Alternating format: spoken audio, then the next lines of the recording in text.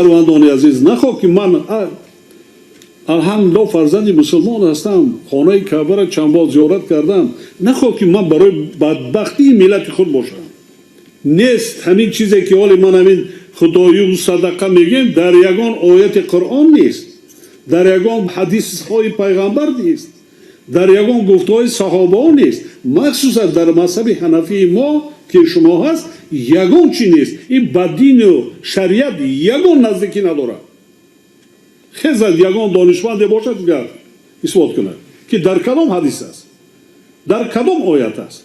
این چیزهای بافته و وی که بسری مردم بار کردیم، مردم قشاق کرده، انم خیلی رفته ایستادیم.